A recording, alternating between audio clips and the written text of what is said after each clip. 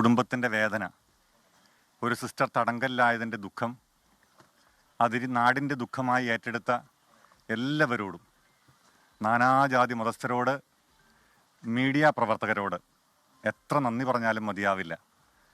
ഞങ്ങളുടെ എളിയ പ്രതിഷേധങ്ങൾ ഒരു മഹാസംഭവമാക്കി മാറ്റിയത് നിങ്ങളാണ്. നിങ്ങളത് ഈ നാടിൻ്റെ വികാരമാക്കി മാറ്റി.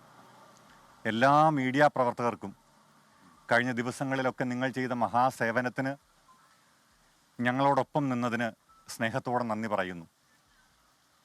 സാധുക്കളെ സംരക്ഷിക്കുക എന്നുള്ളത് സ്റ്റേറ്റിൻ്റെ ഉത്തരവാദിത്വമാണ്. സ്റ്റേറ്റിൻ്റെ ഉത്തരവാദിത്വം ഒരു കൂലിയുമില്ലാതെ നിർവഹിക്കുന്നവരാണ് സാധുക്കളായ കന്യാസ്ത്രീമാർ. അവരെ സംരക്ഷിക്കേണ്ട സ്റ്റേറ്റ് തന്നെ അവർക്കെതിരെ നീങ്ങുന്നത് സങ്കടകരമായ കാര്യമാണ്. വടക്കേ ഇന്ത്യയിലുടനീളം എത്രയോ പാവപ്പെട്ട കന്യാസ്ത്രീമാരാണ് സാധുക്കളായ മനുഷ്യർക്ക് വേണ്ടി തങ്ങളുടെ ജീവിതം ഹോമിക്കുന്നത്.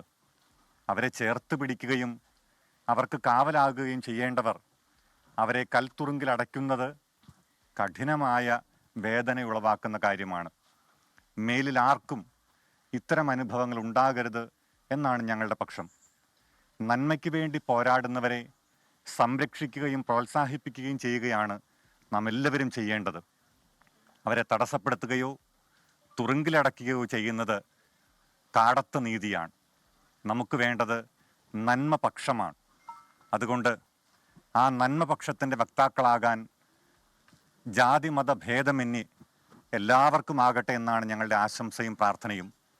ഒപ്പം നിന്നവർക്ക് ഞങ്ങളുടെ ഹൃദയം നിറഞ്ഞ നന്ദിയും നമസ്കാരവും. Thank you.